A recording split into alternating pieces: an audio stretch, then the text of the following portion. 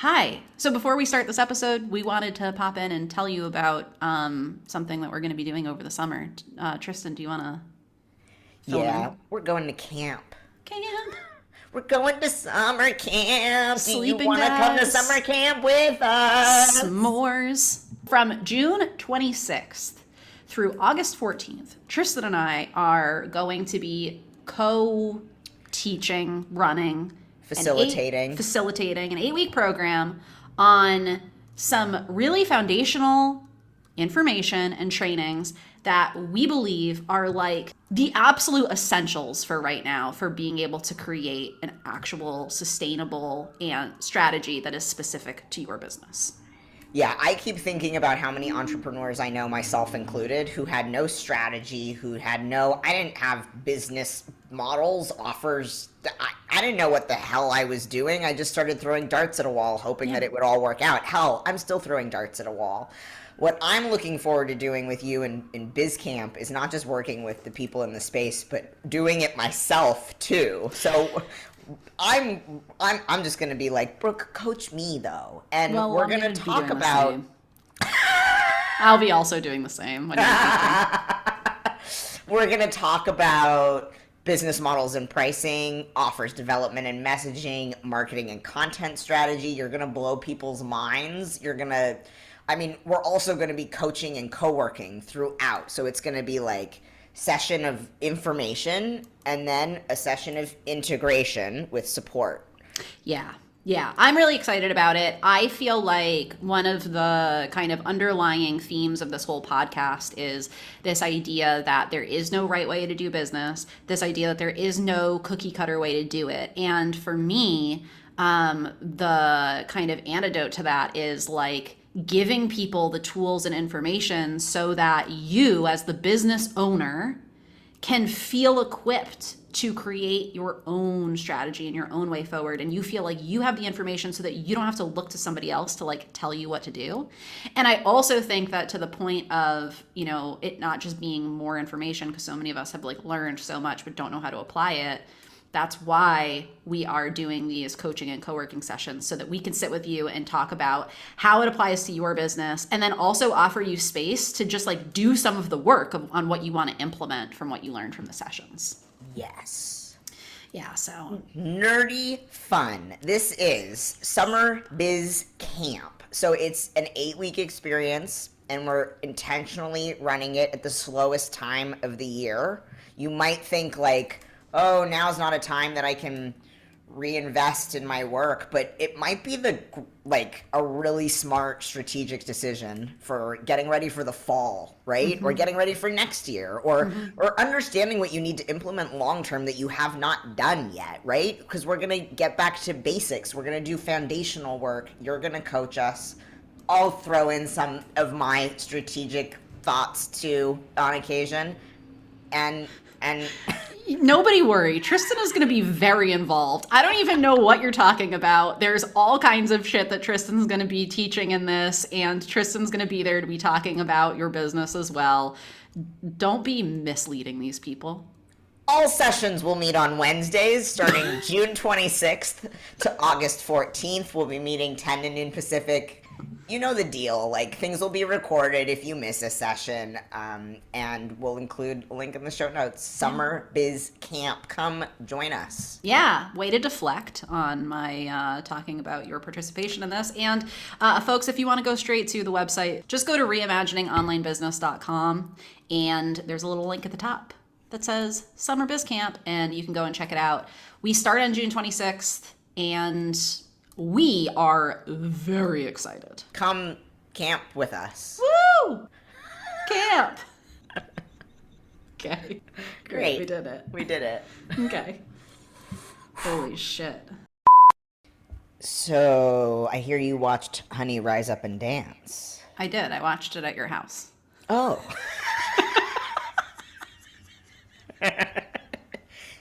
How did that go? You fell asleep. I don't know if you remember. I forgot.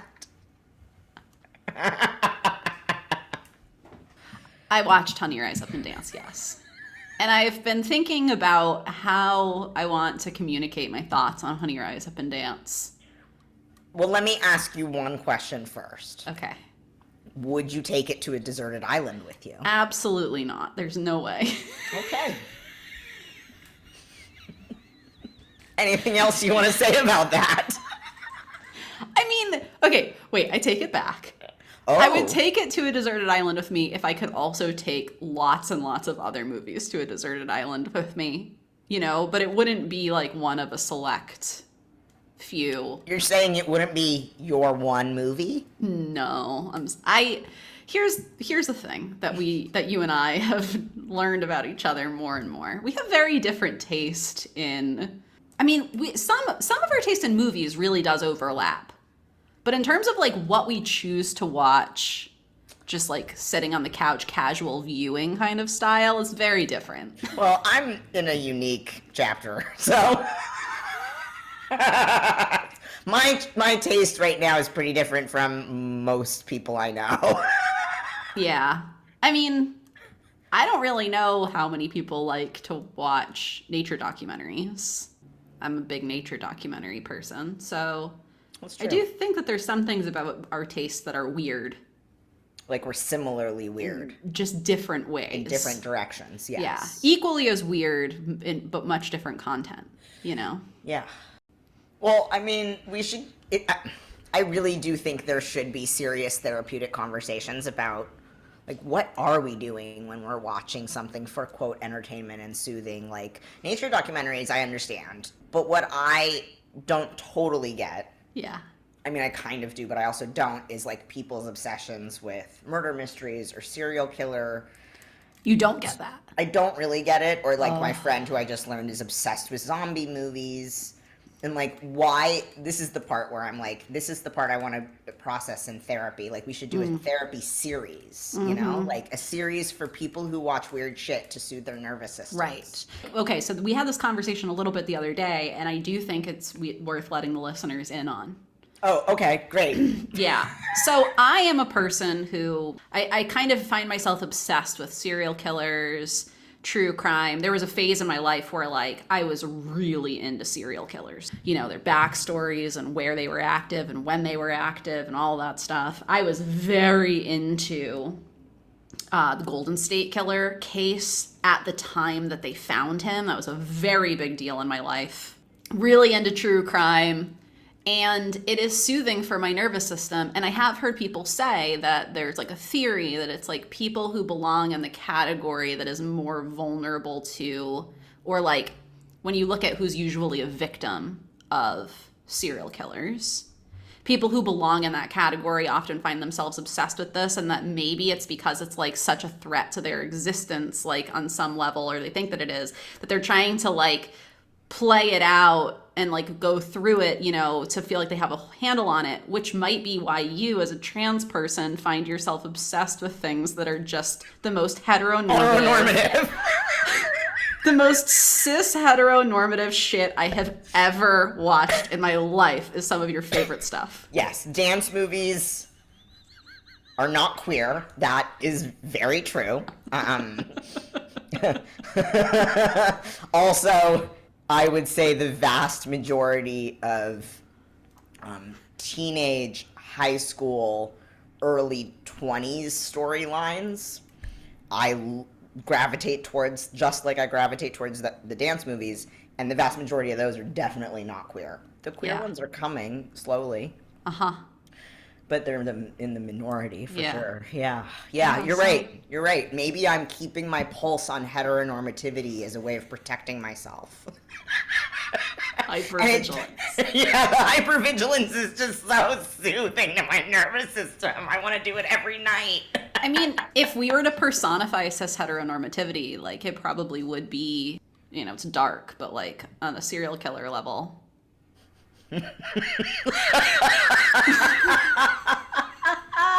So you're saying you... I'm gonna cut that part out.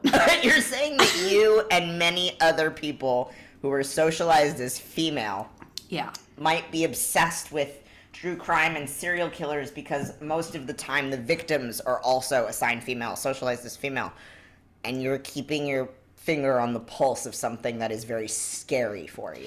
Yeah, I think also like we have been taught to be scared.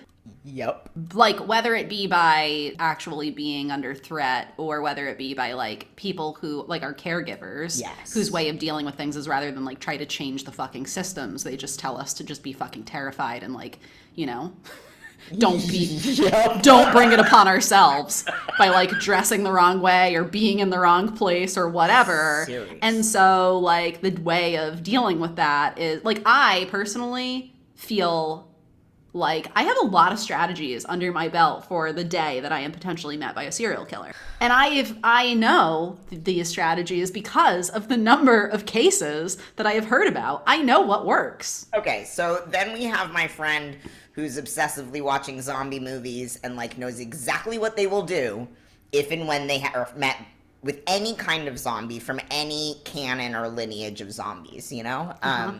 They know what they'll do. Yeah. Meanwhile, I'm faced with cis heteronormativity all the time.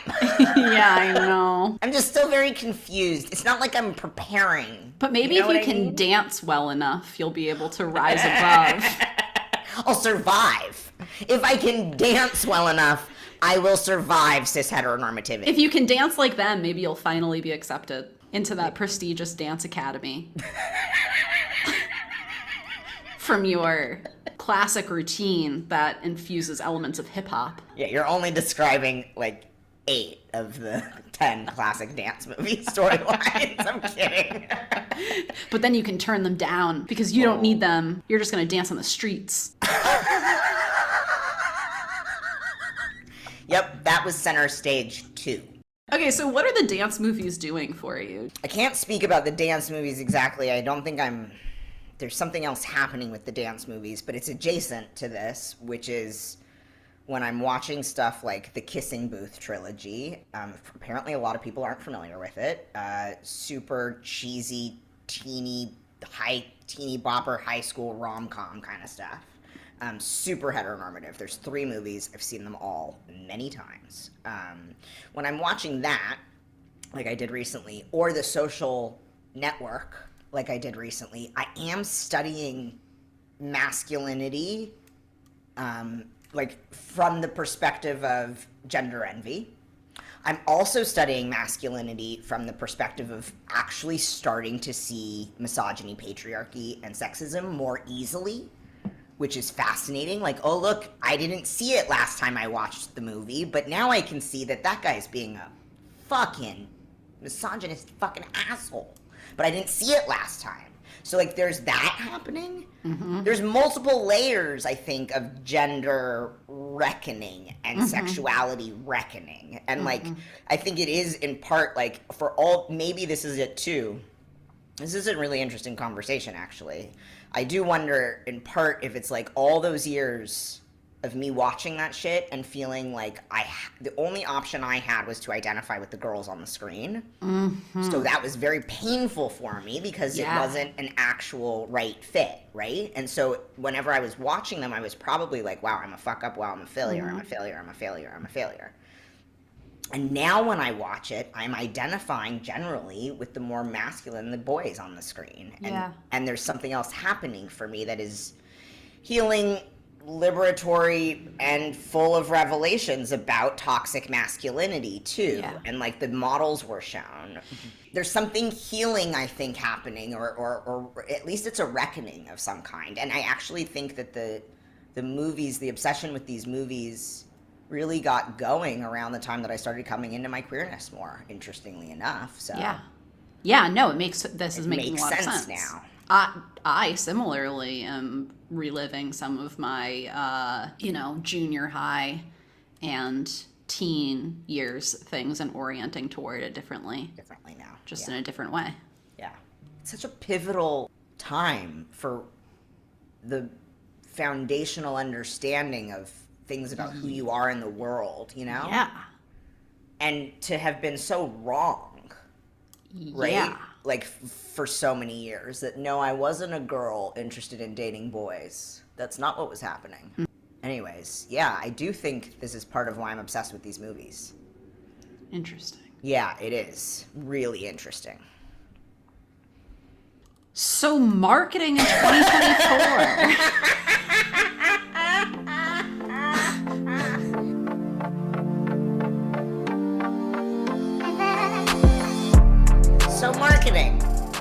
Well, okay, so we taught a workshop. I think a lot of what we're going to talk about today is going to be directly from that workshop, which was reimagining marketing in 2024. I wanted to find sort of the overlap in the Venn diagram of what is supposedly working right now in 2024 and what do we as values-led lifestyle business owners, people who have other priorities, other things that we're worrying about, and have some integrity, things that work for us as that kind of person, like where does that Venn diagram overlap? Because in my years of doing this over the past 5 years, I feel like I have gotten much more sensitive to not wanting to be the kind of person who's only pointing to all of the shit that sucks and isn't working, and to like generate some way forward that I can offer to people. That's what I feel like if I'm asking people to pay attention to what I have to say, I want to offer some kind of like solution forward. And so that's kind of what I was looking for. And there were 4 things that I saw consistently when I was looking at different organizations that this is their job, is to research trends in marketing, that I think fall squarely in the overlap of that kind of Venn diagram. So should we go through those? Yeah, I think we should. Okay. And if you're interested in that workshop that Brooke just mentioned, Reimagining Marketing, we'll link to it in the show notes because it's on demand for free. Yeah. So the first thing is, and the 2 main organizations that these came from were the Digital Marketing Institute and SEMrush, though I looked in other reports and found stuff there as well. The first one was this shift away from focusing on engagement and moving toward focusing on retention and relationships. So what this means is basically we know that engagement is down across all platforms. And so what companies are now looking toward, or what we're kind of hearing is going to be the thing to look toward now, is okay, if engagement is down, how do you keep the attention of the people who are paying attention? How do you retain the clients once they are through the door? How do you build relationships with people so that they stick around rather than just trying to get as much engagement as possible? And so when looking at like what is fostering more of a retention and relationship based kind of way of marketing or doing business, what came up from that was that consumers right now are really looking for authentic, values-based, ongoing engagement. Like people are wanting to find a person or a company that they trust, that they can keep going back to over and over and over again, and they know what to expect. And there's even a shift toward like memberships and subscriptions and curated services rather than just these like one-off, one-time purchases. What that means to me is we actually can lean more into creating relationships and keeping people around and learning more about what people want versus just trying to like constantly bring in new people. While you're Something's talking, happening for you over there. yeah, while you're talking, I'm looking at our notes, and then I'm thinking about what you're saying, and then I was like trying to remember because I just started following recently Adam Mosseri. Is that how you pronounce his last name? So, I don't know, but I know who you're talking about. The head of Instagram, who apparently I think I'm like, wow, I'm so glad I'm following him. He's talking about engagement a lot lately. Mm-hmm.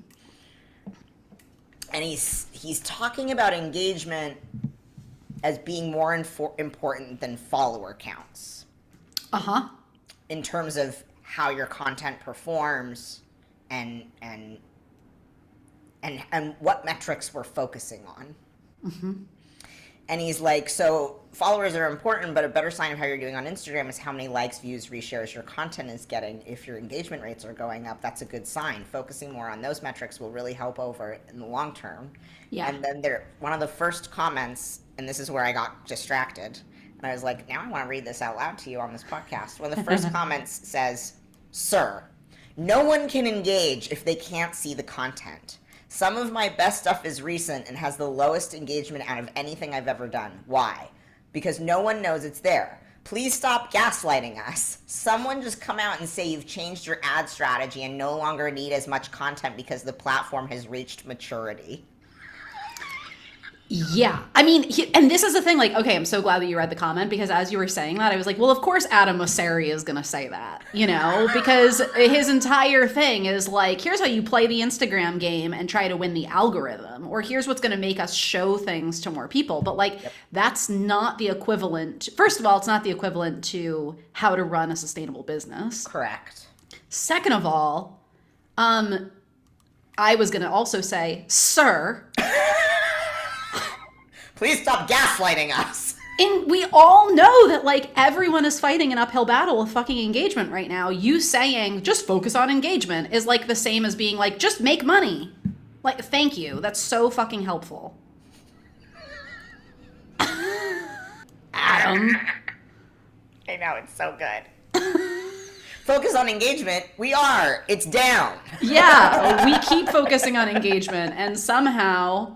When I first started using Instagram to grow my business, I remember hearing that the reason your content as a business owner on Instagram was not reaching everyone is because they were literally penalizing you because you were getting away with free advertising whenever you posted content on your profile. And what they really wanted you to do was to actually just run ads. And so they would actually penalize your content. Like, this was the word I heard at the time, you know?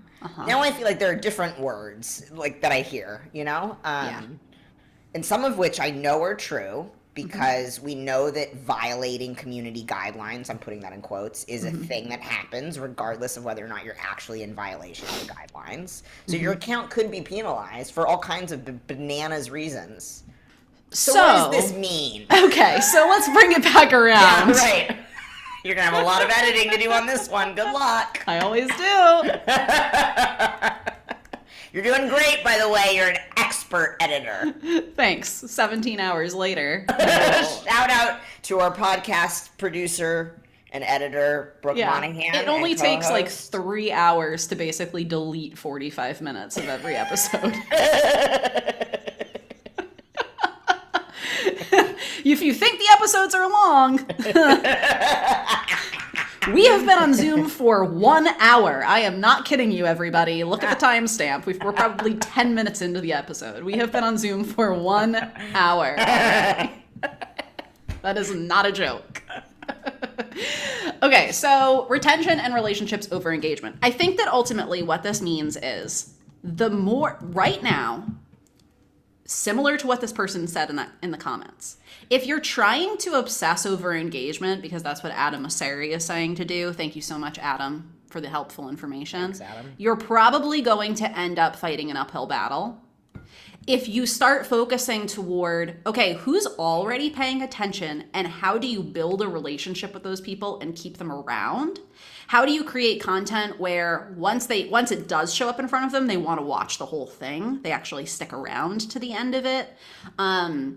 How do you create a business or services or even an experience when someone lands on your content or on your website or whatever that is really true to like your individual person that you really want to serve and what it is that they're actually looking for? If you focus on that instead of focusing on engagement right now, I think that you're going to be setting yourself up for a much more sustainable approach to your marketing. Yes, and this also kind of connects me to, I mean, I think we'll talk about this more when we review some of the other things you found in your research. We talk about like, okay, so what do we really do with this information? But one of the things I'm thinking is the holistic picture of your marketing strategy. And by that, I mean, and I feel like we've been talking about this in past episodes, gone are the days where like you post and then get signups, right? Like it's not just like, oh, one sign up equals this many registrations, or all you need to do is post on Instagram once and people are going to come. There was a time for many of us where that was happening. And it's not anymore. So what does a successful marketing strategy look like if it's not just about putting the flyer on Instagram, right? And to me, this means your marketing has to be like a holistic experience in which you practice non-attachment to like the outcomes of one Instagram post, right? or even a newsletter. And think about, okay, so if engagement is down, we're not just talking about social media. I think people are engaging in general with content in a different way. I think we're Totally. all the things we've been saying, right? The human brain Yep. is changing, the human experience is changing of being in the world right now. And I think that people are engaging with newsletters differently. I think people are just engaging with content differently. And one of the things I think you and I are both seeing, and I think other people are too, is that people are still reading the newsletters. They're still clicking, but that's not necessarily translating to conversion like it used to. Yeah, I mean, when you're saying like your holistic strategy, I mean, I'm just thinking about like I remember in business school when I took my marketing courses, we were not taught content strategy Right. as marketing. Right. Marketing is actually your product. It's actually also, or your service. It's also the way that you price your service. It's also where you present it. It's then it's the promotional piece, the 4 P's of marketing: product, price, place, promotion. I'm pretty sure those are the 4 P's. So then what we're saying is, maybe, so many of us have grown accustomed to looking at Instagram in particular as the way we market our work. Yeah. Which means our marketing is inherently content marketing heavy. Yeah. And what we need to do maybe at this moment is step back and stop focusing on content marketing being the only way to be effective. Yeah, stop focusing on it being the only way for it to be effective. And also, if you are going to focus on it being effective, change the way that you're measuring what effectiveness is. Yes. For example, this podcast is content marketing. Yes. But part of the reason why we're doing this is because it's like, what is a better way to actually form a relationship with somebody? Or what's more effective for getting people through the door and building trust with somebody? A Reels strategy? Or several hours where we can provide like actual information that people are really looking for right now, and a sense of belonging, or normalizing some of what people are going through right now. Showing what our values really are. Like, this is more relational. Okay, so that was the first thing that I found. Great, keep going. Which I think is good news, that we get to stop focusing so much on engagement. Adam. The other one. The other thing that we're seeing right now is that people are aligning their buying decisions with their social concerns in a way that they have not before. In other words, people are looking to companies that align with their values when they are making purchasing decisions in a way that we have never seen before. And if you doubt that, I would just ask you to think about your own purchasing behavior and the number of companies that you've decided to stop buying from because you saw them do like one thing that showed you that they were not aligned with your values. Or look at the amount of money that some of us, like me, spend on food specifically to buy from a brand where we can feel good about buying from that brand, right? Like, we feel like that aligns with our values. So in one of the studies that I looked at said that 55% of people will pay 6 to 10% more than a competitor if that company has a reputation for ethical practices. Meaning, if you are more vocal about and transparent about your values, you can charge more money without it affecting people's buying decisions. Can we pause on this for a second? Yes. I know you're going to share another. Actually, you finish this next thought. Yeah. Okay. So then also 76% of consumers would choose a brand that they feel connected to over a competitor.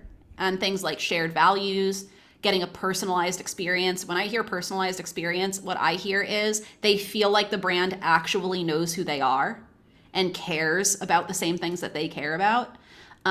Transparency and authenticity. Those are some of the things that people are looking for that help them feel connected to a brand that makes them choose that brand over others. Okay, so I'm kind of haunted lately by this moment that I had with a client that I want to bring into this conversation. So this was probably late October, November. There were already calls for people and companies to call for a ceasefire. And for context, given the podcast could exist in 8 years and people might be listening to this, who knows? I'm talking about the 2023-2024 reinvigoration of genocide against people in Gaza, I guess is a good way to put it. And in this moment with this client, we were having a conversation about equity inclusion work in general.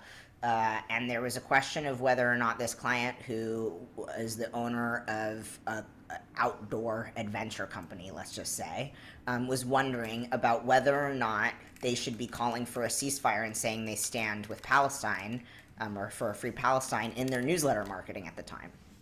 And I remember saying something like, you're a climbing outdoor company, like, you don't have to, you know? Like, if it's your values, if it's, like, if you've been vocal about having certain values, then, like, but I was, like, really nonchalant about it. Like, don't worry about it. You don't need to do that. Your line of work is this, like, blah, blah, blah, blah, blah. Here I am, marketing and equity inclusion consultant.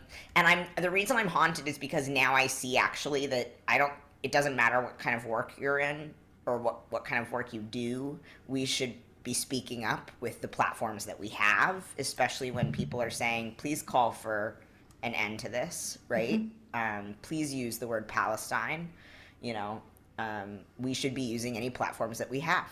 Yeah. Not just because people are, I mean, first and foremost, because it's being asked of us by the people who are being most harmed and most impacted, right? For us to speak out and use our voices and use our platforms, and because of what you're saying. Yeah. Because we're at a moment now where it matters, possibly for the success of our businesses, for us to be unapologetically vocal and transparent about our values at times where the world is needing us to be unapologetically vocal and transparent about our values. Yep. Yeah, I mean, I think that there was a time, I feel like I remember the beginnings of people talking, online business owners talking about how they refused to separate their politics from their business, and being like, you know, so-and-so might say, like, you should keep, it's bad business to be talking about politics, or it's bad business to be talking about this stuff, and it doesn't belong in business, but, like, I'm not going to do that because I care about blah, blah, blah. That's great. And what I'm saying is, to your dad and your uncle who want to tell you that actually it's bad business to be talking about this stuff because they were, you know, I don't know, brought up in a different time. It is bad business right now to not be talking about your values. It is bad business to try to be apolitical. Yep. It makes you appear as though you don't care, whether you do or not. Yep. And if you don't care, you are going to lose people on every side of the issue. The next one that I found, do you want to pause on this one? Do you want to say more on this? Okay, the next one that I found is my favorite. I keep repeating this to everybody because it makes so much sense, and I don't know why I didn't think about it before, which is that now that AI is becoming so advanced, generic content that could be written by ChatGPT is now going to become background noise. If you think that you can just crank out articles that are just like 5 things that you need to know about blah, blah, blah, blah, blah, it might be working right now in this moment, or you might be seeing that at the top of search results right now in this moment. We're about to see that change. We're seeing already that search engines, Google obviously being the main one, and Google changes their algorithm not because they just get to set the rules about how things work. I mean, they do, but they're doing it because they know what people are looking for. And what Google knows people are now looking for is content that is better than what a robot could write. And by better than, what we're actually looking for is signs of the fact that the person that wrote it is a real person. Yes. So lived experience. Yes. You identifying that you actually have an experience with the thing. Maybe talking about some of your own challenges, talking about some of your own failures, talking about yourself and who you actually are. Like, putting yourself into the writing and showing that you're a real person, that is the kind of content that is going to start to rise to the top. So I think that for those of us who have always felt like, ugh, I don't want to create content like that. They're telling me that I need to create content that's just like made for SEO. And so it's like, boring, like listicle shit. Actually, that's going to change. And while you should be thinking about SEO when you are creating the titles of that content, the substance of it, you actually want to make it more human and more based on your experience. 2024. Yeah, which goes back to the fact that we're human beings having a human experience amidst how many decades into having the internet. Like it's, like the things we've already said, right? We're now in a new era of online business where online business has been a thing for this long, and now it's in a new iteration phase. In this era, right now, the demand for our attention is only increasing.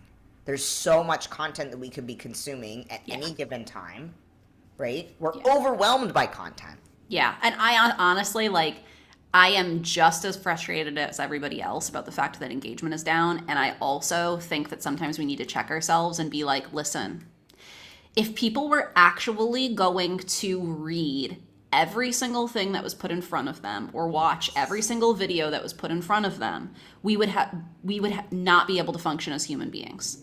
This goes back to what I was saying at the beginning too. Like, I'm so tired of us being like, man, engagement is down, or the algorithm, meh. And I'm not saying that that's not a real experience for people. I am saying that what I see is actually that when I create meaningful content that people actually want to read, it is still going to be engaged with. Yeah, I mean, you got to give people a reason why they should choose to consume that piece of content over every single other thing that is being shoved in front of their faces constantly. We also have to consider the fact that for most of us, there are a lot of other people who do what we do. And people have a lot of choices. Like, I remember the first time that I heard a podcast episode where I heard about what a business coach was. I remember that moment, and I remember being like, what is this? This is a thing that people do? And I remember hearing a episode with somebody, an interview with somebody who helped people figure out what their business idea even was.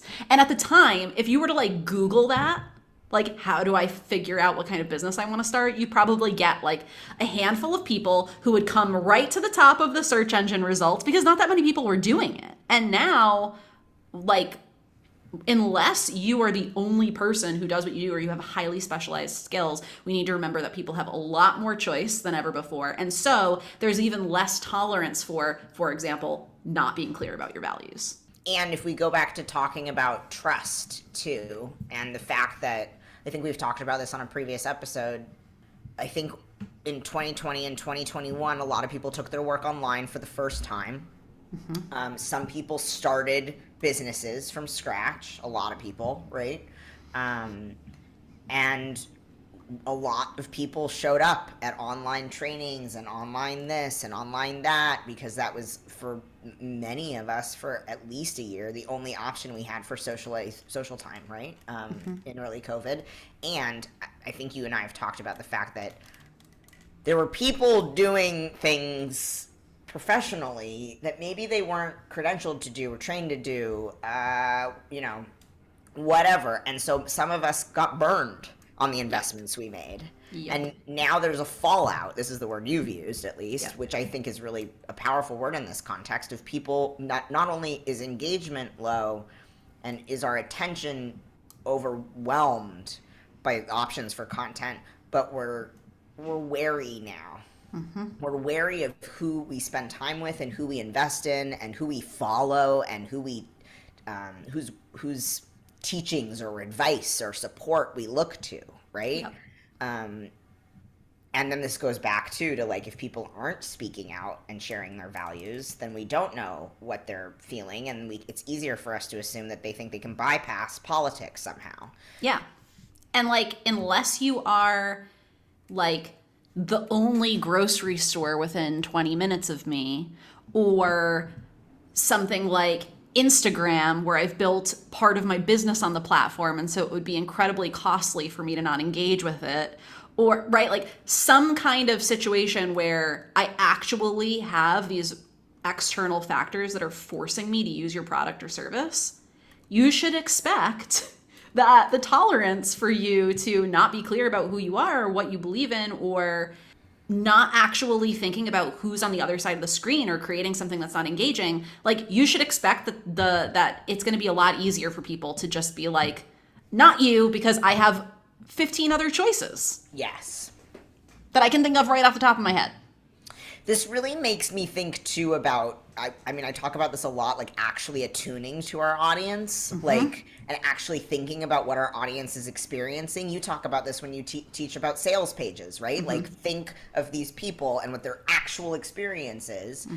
And when I look at most Zoom rooms that I'm in right now, I've even done this in the last week, I'll be like, is there anybody here who's not tired or depleted? You know, and by the way, it's interesting to see who does raise their hands. Usually it's white, cisgender women who are like, I'm not really that tired. And I'm like, I'm so thrilled for you.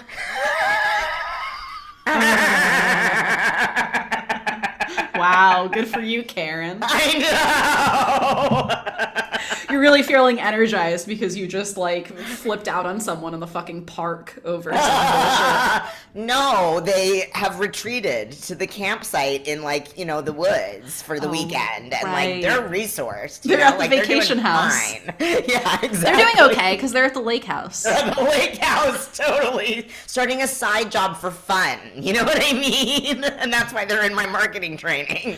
Okay, seriously though, if anyone's listening and you have a lake house, I really assume that if you were actually a Karen, you wouldn't still be listening. I'm so happy for you. Seriously, you're the kinds of people who I want to have lake houses. Same.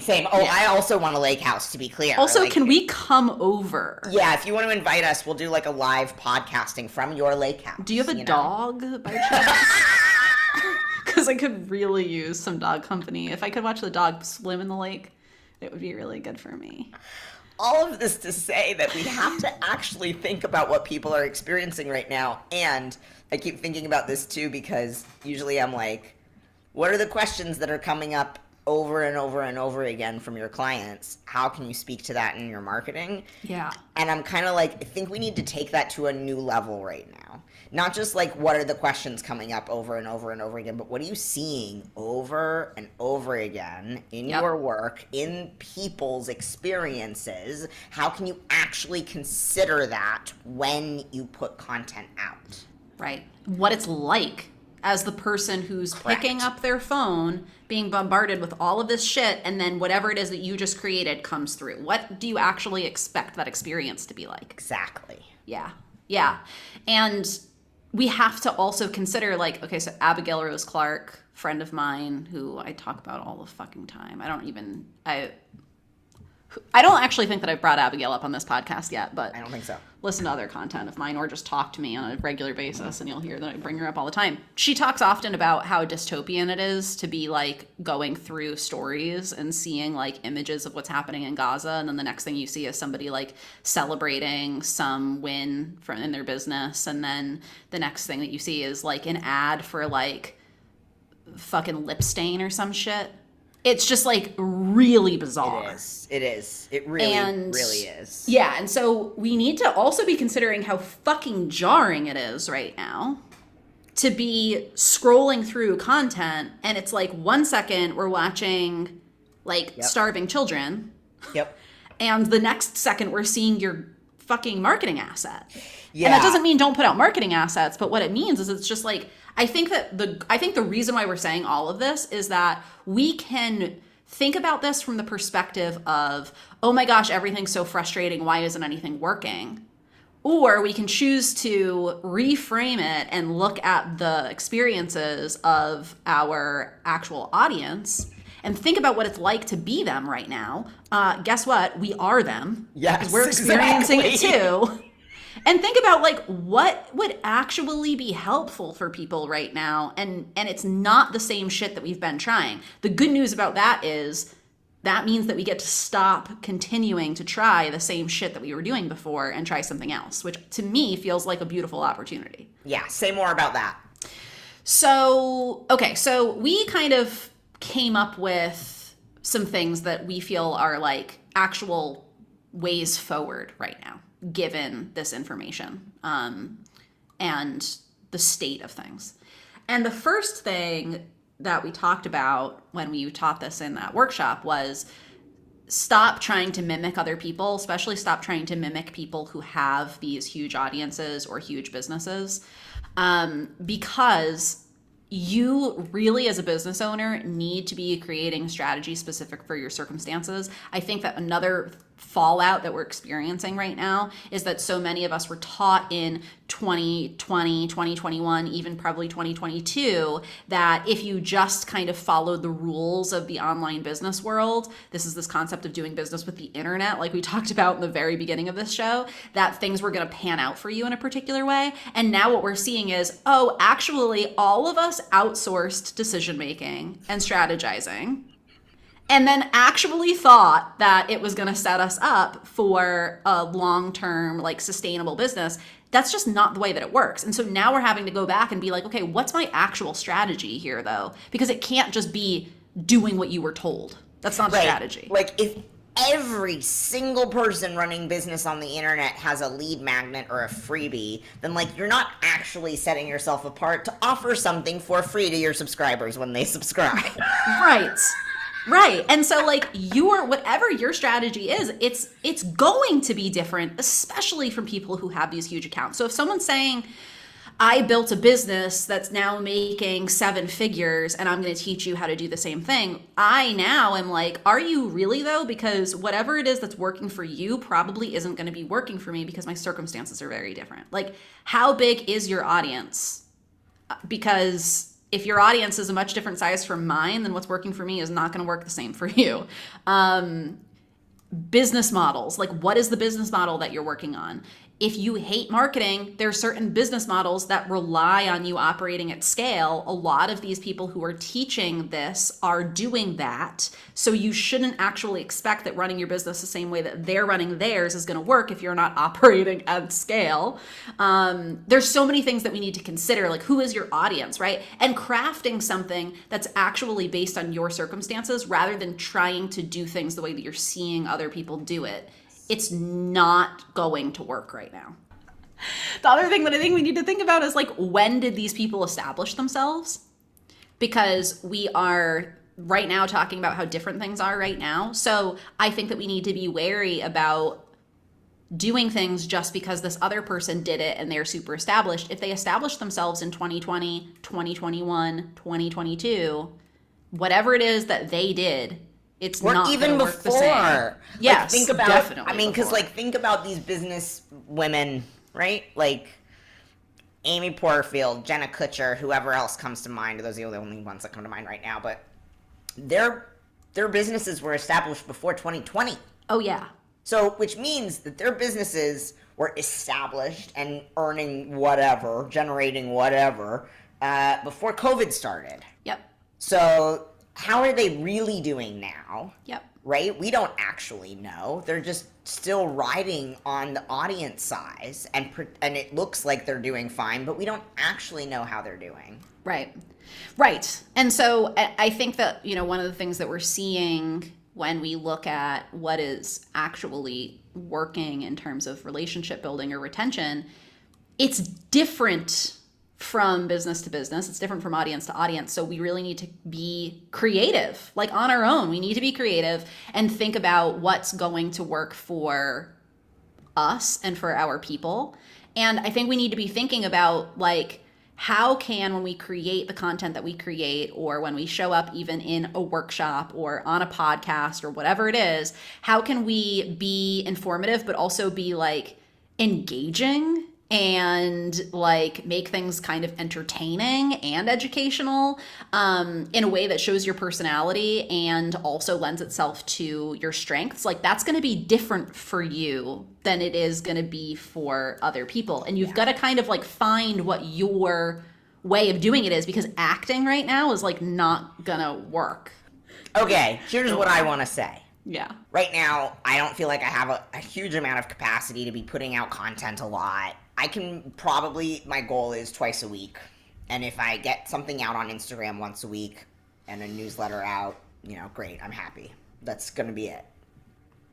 But I also recognize that if I'm going to be effective with some of my strategies in terms of marketing, I need to be posting a little bit more than that.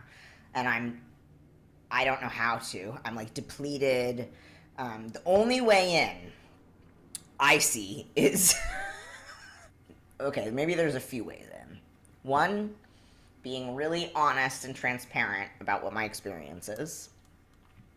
I also find myself sometimes, I'm not saying overriding my body, but I am like, just fucking post it. Don't think too much. Don't make this too big of a deal. Just post it. Because we do still, like, throw back to talking about queer sex therapy again.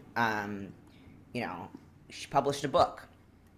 And one of the posts that she put out recently was like, it's a lot to like, it's what you're talking about. Like, here she is posting like, here I am celebrating my book, having my Carrie Bradshaw moment, while I know you are all scrolling through other types of content right now that is of a very different experience. And also, I'm pretty sure the book is something about relationship success, and she was going through a breakup while she was writing it, and she's speaking about that. Yeah. She's like, yeah, I went through a breakup while writing this book. Yeah, I'm going out to celebrate my book launch while there's an active genocide happening, and I don't know how to hold both. Like, so that's what I mean when I'm like, I think sometimes I either need to acknowledge and speak to, or I need to post anyways and not think too much about it. Right. But otherwise I just get stuck. Right. And frozen. And then I'm not sharing anything. And I think there's nothing wrong about taking time off sharing and taking time off being active on social media, but I do think that I see a direct result when I'm not staying visible. Yeah. Which brings me back to, if I am going to stay visible while I'm depleted and not even sure how to really show up, but I'm trying my best anyways, I do think repurposing is like even more your friend right now. And again, I mean like taking stuff that worked, like you just said, taking stuff that worked well in the past and just remaking it. Yeah, and I think that also, like, the other thing that does is it points you in the direction of what is your unique way of showing up that happens to work for you and your audience. Yeah. Like, it's going to be different from what works for other people. Yep. You can try to make the reel that's trending, or you can go back and be like, oh, but what actually do I know works for me in my audience, because I have the engagement statistics to show me that. Yeah. And how can I do that again? Yeah. And kind of lean more into like your unique way of doing things rather than trying to constantly create new things to like keep up with some trend. Yeah. And I also would say that right now is not the time for any kind of blueprint for content creation. No. It is not working. Like, it's just not. So like I'm just really skeptical of anyone that says that they have a method right now figured out for what it is to post that's just like gonna work. Because I think that if that were true right now, we wouldn't be seeing the conversation that we're seeing in mass about the fact that actually like no one can fucking figure it out right now. Yep. And so I think that it's so much more important to, rather than be trying to follow some kind of blueprint or calendar. It's one thing if the calendar helps you stay organized and be consistent. Yes. But if you're doing it because you think it's going to get you some results, I think you're so much better off right now throwing all of that out the window and focusing instead on experimenting and being creative and creating in a way that feels actually like fun for you. Because then I think that's where you're going to kind of lean more into like your own personality and have a chance of standing out in a more unique way. Yeah, I mean, this also connects to what we've been saying over and over and over again about being clear about your values. Again, this all fits into the banner of humans, not the internet, too, right? Like, Yep. we know when somebody is just embodying some sort of business marketing persona and putting on a show, you know? And we also know when people are being real human beings on some level. And we need to, it goes back to the AI thing. Like, there's so many different layers of this after years and years and years of us having online businesses, marketing on the internet, marketing on Instagram. We need to be very clear about what our values are at this point in time. They need to be obvious. And I don't mean to say, I don't know, this just gets really tricky because I think a lot of people feel like, oh, that means I need to show up a certain way on Instagram. I need to be posting certain things to my grid, certain things to my stories. How do I do it the right way? Yeah, everyone fucking stop with that. This goes back to what we were just saying. You're doing it again, everybody. Yeah. Right, not just with marketing, but also with like showing up in solidarity. It's like, oh, just tell me how to do it. I need to do it the right way. And if everybody's watching, somebody's going to tell me I'm doing it wrong. And then we just don't do anything, many of us, you know? And I'm just wondering, like, how can we be clear?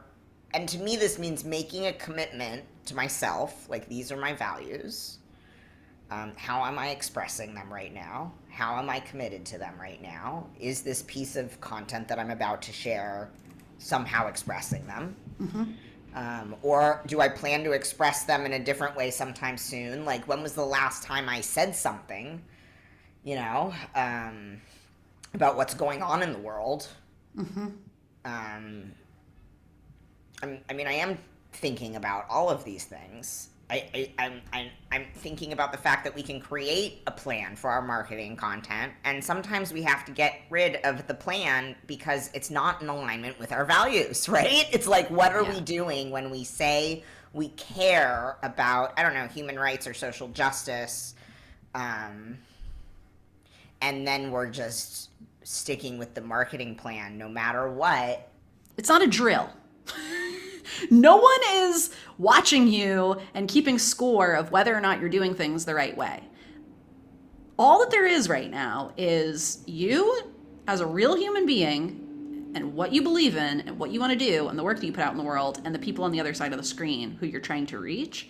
And the more that you're focusing on how to express these things the right way, the less you're focusing on, okay, this is what I say that I care about. What would it look like for me to run my business through that very filter? Like, what would it look like to infuse those values into my business, into the way that I show up? So that when the shit hits the fan again, because it has not slowed down and it's not going to. Nope. And like we are just, everyone is capturing across the world shit in real time right now, and we're seeing all of it. And so when the shit hits the fan, like, do you want to be the kind of business who has to once again put everything on hold because for you to show up according to the plan would be like you're having to disconnect from everything that's going on in the world?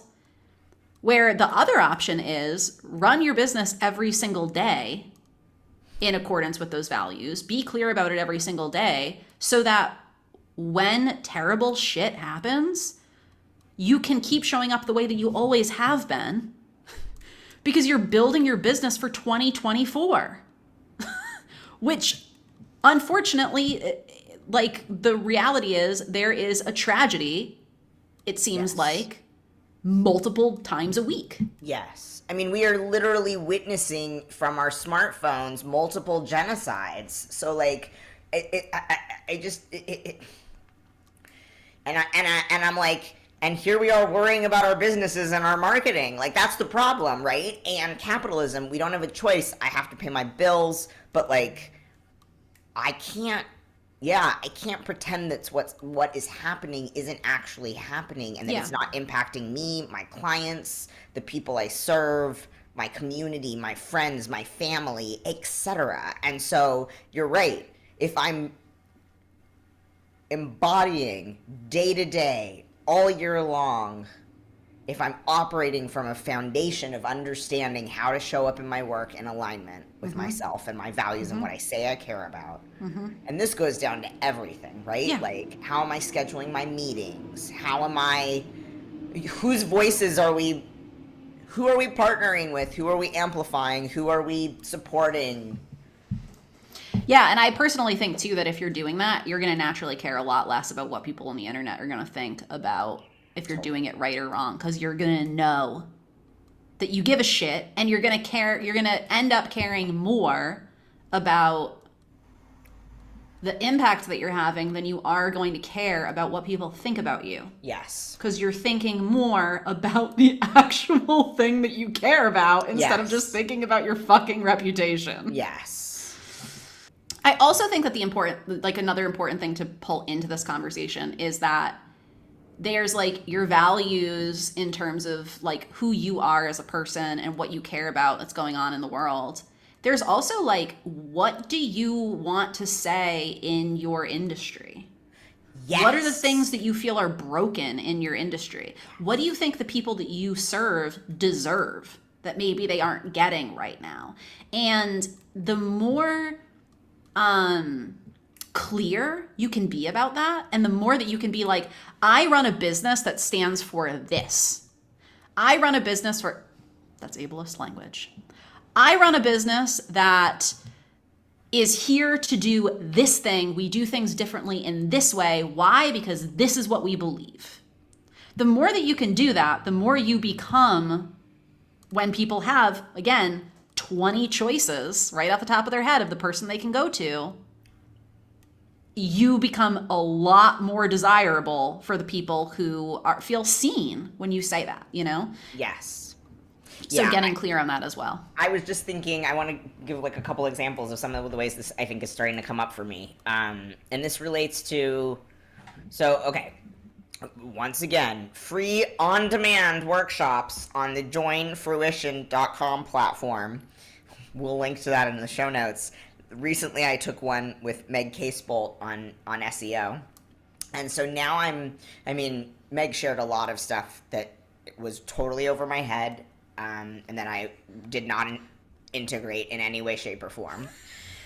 And Meg also shared some stuff that I immediately was like, oh! Like, I had no idea about some of these, like, kind of elementary SEO teachings or whatever.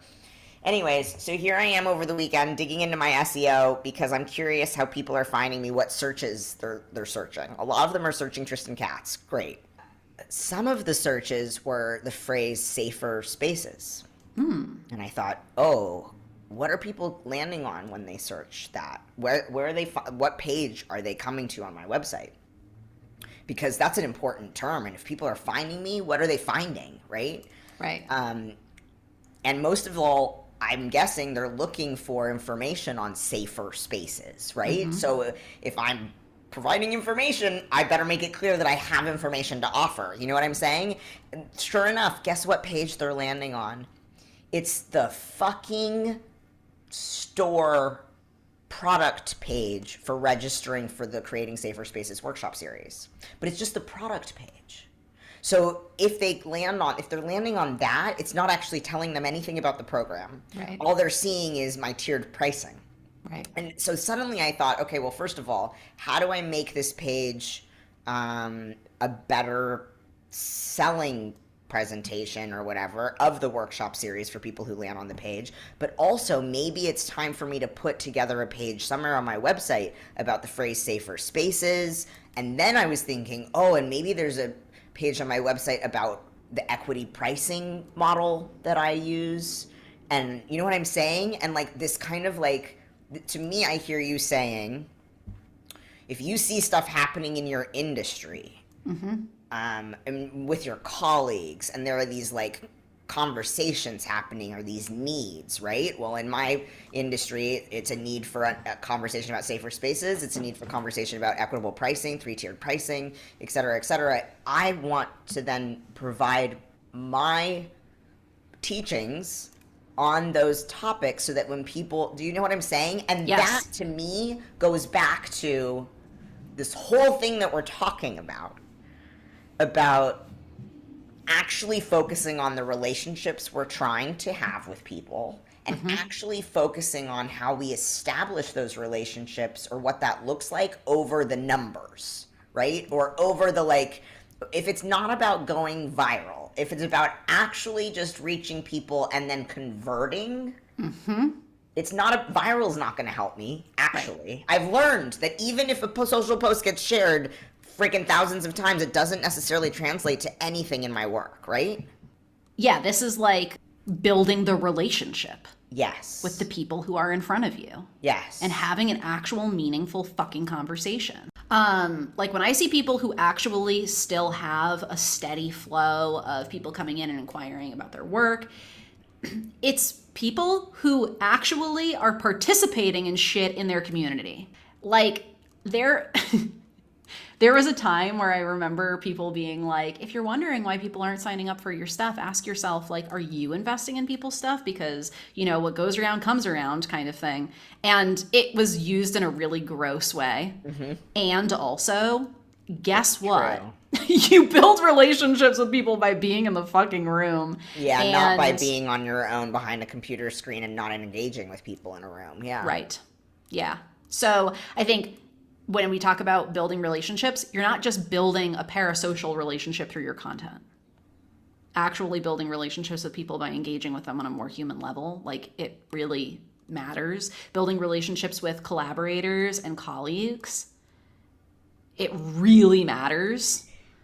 Yeah, this also reminds me, too, that what I'm thinking of is doing this really scary thing and emailing a yoga studio owner who I really admire in Portland, because I've been wanting for years to teach there in some way, shape, or form, like help their teaching staff or teach a public workshop or something. But I'm still terrified to email the person, which is fascinating. But to me, when I look at these notes and I hear you saying it out loud, I'm like, yes, now I cannot not email someone. Like, now in this moment, I have to get over myself. Yep. Because the personal connection is going to matter.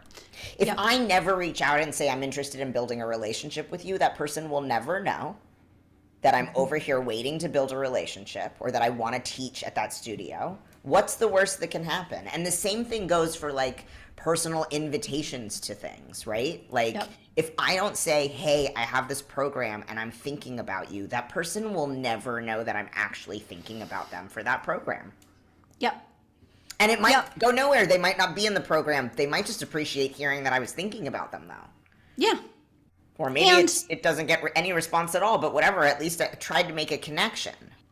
Right. Yeah, and I think that we do a lot to avoid that. It's like, we don't want to reach out directly. So instead of just writing the direct email, let's instead create a 6-month fucking content strategy to hope that studio notices us or whatever.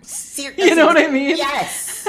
That's exactly what I'm going to do. I'm going to start talking about yoga studio inclusive stock photography. I'm going to demonstrate to this person. Instead of just writing the email.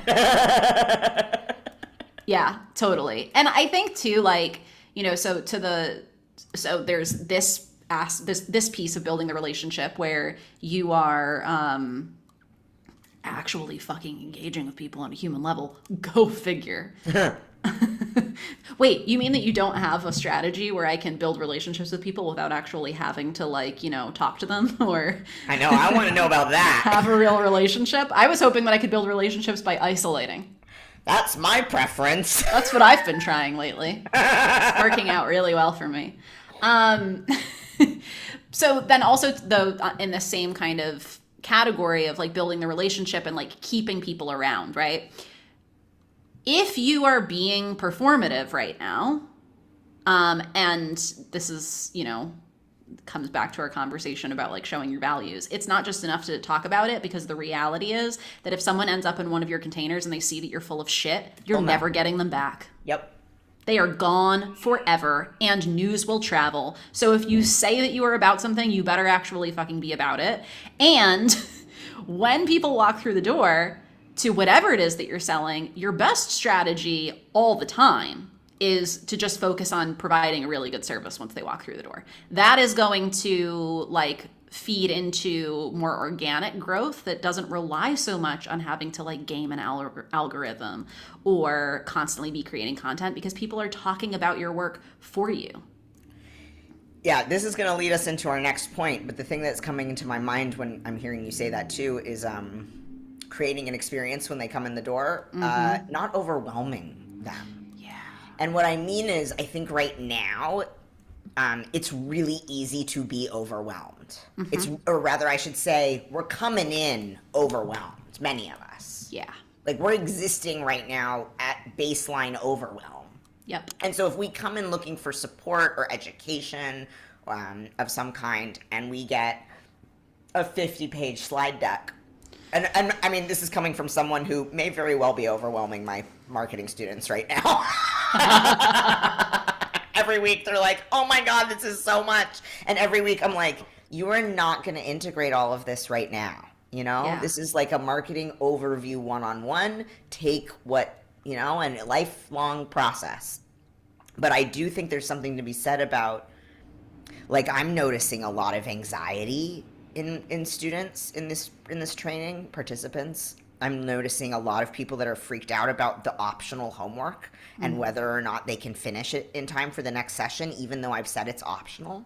Like, and I'm noticing people emailing with a lot of urgency or frantic questions and repeating the same question over and over in their emails. Like, I think a lot of us are overwhelmed and grasping for something solid. Or comfort or an answer, right? And I think that, like, so this really goes back to what we talked about in our last episode. Exactly. Which is sometimes the most valuable thing that you can offer somebody is not a bunch of information or a bunch of different things, or like, it's actually to just make a thing as accessible and easy to consume as possible, or make the process of getting a certain result like as simple as possible. And it just comes down to like really like way simplifying. Yes. And we have lots of notes on, like, in our workshop that we taught on reimagining marketing, we talked a lot about that, but we talked all about it in our last episode. So we did. We talked about this a lot in the last episode. I'm thinking about how can we not just think about content marketing from a lens of like, okay, people are overwhelmed, engagement is down, yada yada, but like everything we do with clients and an audience right now has to be easy to digest. Yep. It has to be concise. We don't need to worry so much as making it look pretty, so much as making it accessible for brains, for overwhelmed, overstimulated brains. Let's do a quick recap. So, quick recap. What we're finding in 2024. Marketing in 2024, what we are thinking, this is the best that we have been able to come up with from our own experiences and also from the research. 4 things that we believe are the really important things to be focusing on right now in your marketing. The first one is stop trying to mimic anybody else, get creative, and try to find your own way. Nobody has the answer right now. And so stop thinking that somebody does and trying to do it their way, and just like try shit and see what works. The second is being very clear about what you stand for. The third is to focus on relationships, retention, and trust rather than focusing so much on the traffic and the reach. And the fourth is to make your work really potent and easy to digest. And we recommend going back to the last episode if you missed it, because that is important enough that we did an entire episode about it. Well said. Thanks. Anything else you want to add?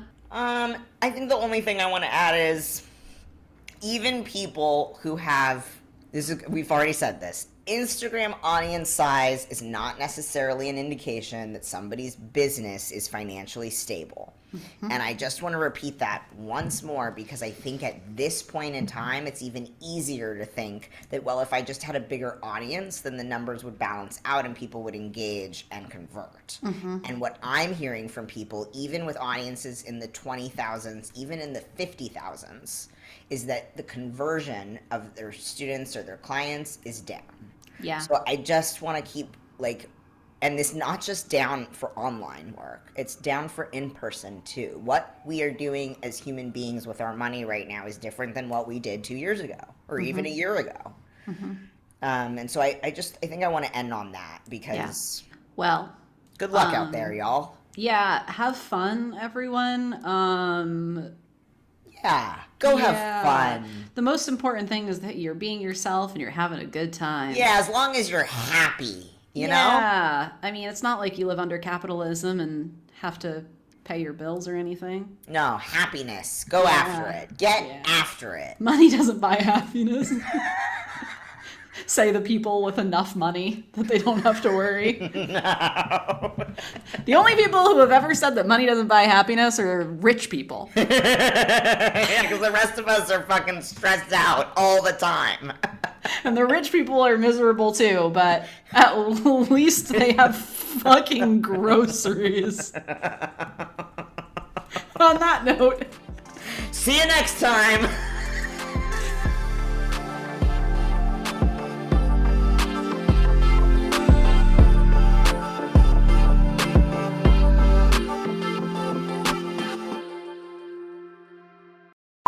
Okay, so now I feel like we're having a therapy session. we are a little. Wow, look at what Honey Rise Up and Dance can do, you know? Ooh, campfires. Ooh, Marshmallows. dancing under the stars. That was my summer camp, at least. You know? Dancing under the stars? Well, it was Israeli dancing. Yep. We're gonna cut that out. Let's start again. We're trying to make this concise, right? I know. Because then we're going to go into our thing. It's okay. Okay. I'm pulling up the webpage. We're going to do this. Often am looking over my shoulder. I mean, you should see me walk out of an elevator. I'm just thinking about the way I navigate the world in relationship to cis heteronormativity. I'm thinking about it a lot. Yeah. You should see me when I walk out of an elevator. Yeah, I'm still drawing the parallel between trans people and cis heteronormativity. Like, see, you're going to just keep bringing it back to the cis heteronormativity, and I'll just keep bringing it back to serial killers, which, once again, it really is a very strong parallel. I mean, you're right. Serial killers are just a metaphor for cis heteronormativity. Okay, serial killers usually have a particular MO. Right. Which means they're trying to play out some sort of thing. They want it to go a particular way. Yes. If you put the lotion in the basket. Puts the lotion on its skin. I'm sorry, it's such a bad reference because that's also one of the threads of transphobia. It's also a really transphobic movie. So transphobic. It's actually a great reference for that very reason. For both of us, actually. Yes. The only difference is that the chances of me getting killed by a serial killer are, like, way lower than the chances of getting struck by lightning, and meanwhile, like... I can't escape heteronormativity. It's literally happening to you as we speak. And I'm like, It's so similar, though. It's not working. Also, did you hear that there's about to be... I heard somebody... oh, God, who's this guy? Brock something? Brock? I don't know. I'm just hoping I'm going to say the first name and somehow the information is going to come clear. By the way, Summer Biz Camp. We should tell people about that at some point. Oh. This is content Talk about marketing, huh? What's going on over there? I just cracked this open. I've done that before. Tristan is so stressed by our discussions of marketing and cis heteronormativity and serial killers that they just busted a stress my fidget ball. toy. Ew, what is it that's coming out of it, you know? Slime. I have to throw it away. Hold this thought. Okay.